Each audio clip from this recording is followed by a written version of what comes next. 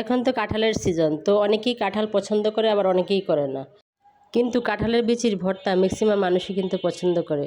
আসসালামু আলাইকুম, সবাই কেমন আছেন? আজকে আমি শেয়ার করতে যাচ্ছি অমৃত স্বাদের কাঁঠালের বিচির ভর্তা, সাথে রয়েছে চিংড়ি মাছও।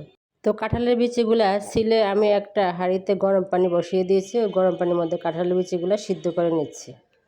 কাঁঠালের বিচি ভর্তা সিদ্ধ করেও করা যায়, আবার ভেজেও করা যায়। দুই ধরনের স্বাদ। তো আমি আজকে সিদ্ধ করেই করব। তো আমার কাঁঠালের বিচিগুলো প্রায় সিদ্ধ হয়ে গেছে। তো এখন আমি অন্য একটি চুলায় প্যান বসিয়ে দিয়েছি এবং দিয়ে দিয়েছি সামান্য পরিমাণ তেল। এই সামান্য তেলের মধ্যে আমি চিংড়ি মাছগুলো সুন্দর করে ভেজে নেব। তো এখন আমি চিংড়ি মাছগুলো দিয়ে দিলাম।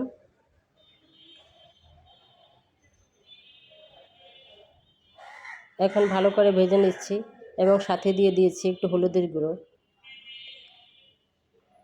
তো হলুদের গুঁড়ো দিয়ে চিংড়ি মাছগুলো ভালো করে ভেজে নিচ্ছি। এখন আমার চিংড়ি মাছগুলো ভাজা প্রায় শেষ। আমি আরেকটু তেল দিয়ে দিলাম পেঁয়াজ কুচি, কাঁচামরিচ এবং রসুন।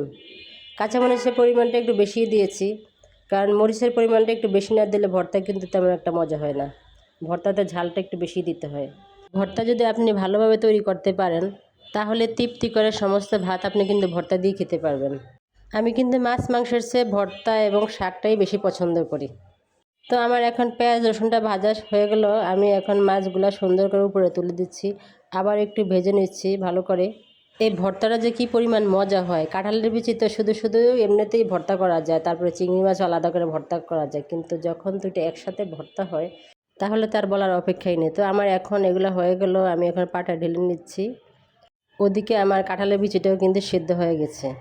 আর এই চিংড়ি মাছগুলো ছিল একেবারে দেশি চিংড়ি। তবে আরেকটা কথা, ভর্তা বাটার সময় কিন্তু আপনি অধিক পরিমাণে ভর্তা বাটবেন না, কারণ একেবারে বেশি মিহি করলে ভর্তা কিন্তু মজা হয় না। একটু আড়াবাটা করে রাখতে হবে, তাহলে কিন্তু ভর্তাটা দারুণ টেস্ট পাওয়া যাবে। তো এখন আমি প্রথমে চিংড়ি মাছগুলো বেটে নিচ্ছি, তারপরে নিয়ে নিচ্ছি এখন কাঁঠালের বিচিগুলো। কাঁঠালের বিচিগুলো সুন্দর করে সিদ্ধ হয়ে গেছে। এখন আমি কাঁঠালের বিচিগুলো বেটে নিচ্ছি। তো আমি কিন্তু একদম মিহি করে বাটবো না, আমার বাটা শেষ। এখন আমি মিক্স করে নিচ্ছি দুটাকে।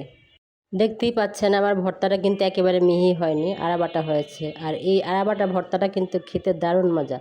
তো এখন আমি একটা পাত্রে নিয়ে নিচ্ছি। ফাইনালি আমার ভর্তাটা রেডি হয়ে গেল একেবারেই।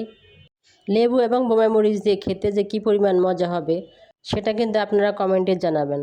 আর যারা চ্যানেলটি এখনও সাবস্ক্রাইব করেননি, প্লিজ সাবস্ক্রাইব করে দিবেন। আবারও কোনো নতুন রেসিপি নিয়ে আপনাদের মাঝে হাজির হব। এ পর্যন্ত আল্লাহ হাফেজ।